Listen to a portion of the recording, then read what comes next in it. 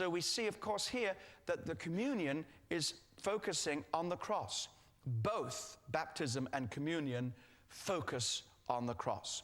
We also need to see in the beginning that these are Christ's gifts to the church. They're not instituted by the church. They are given by Christ to the church. And this is something that shows us we must value them and think of them as something special. This is not just some human activity. If it's the gift of God to the church, then we're likely to see that these have some spiritual significance and some power in our lives. And so, these are gifts from God which have a distinctive purpose, and they must, of course, be unwrapped and received by faith, and we need to obey the Lord Jesus in water baptism and obey the Lord Jesus in communion. Well, first of all, the word baptism, or the sacrament of baptism. The Greek verb is baptizo, which means to baptize. Well, you can see that the English translators virtually left that word untranslated.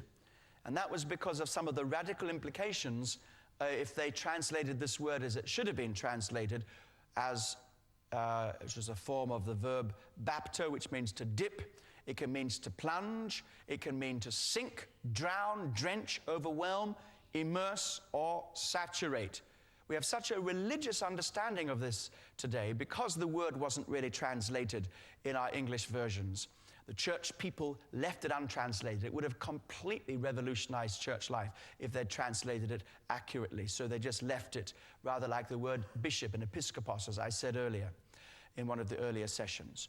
Now, because of that and because of our own association with the word, it has for us supremely religious connotations. But you need to understand that in the Bible, the word was used of many practical, ordinary things.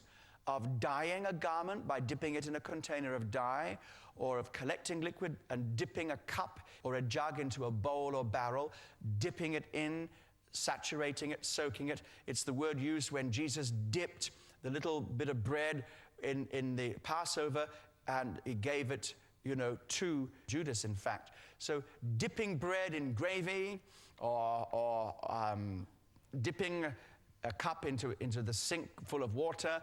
All this is just everyday activities.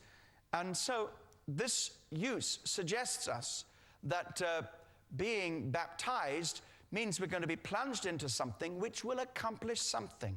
Either a cleansing or a dyeing, some transformation of color, or some change. So it's not just some neutral word.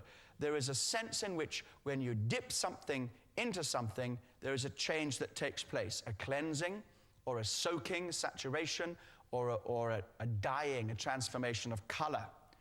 That's just from the use of the word. We want to take this too far, we'll show you where we stop, but it's something to bear in mind from the very beginning. It sets the tone of what I want to say.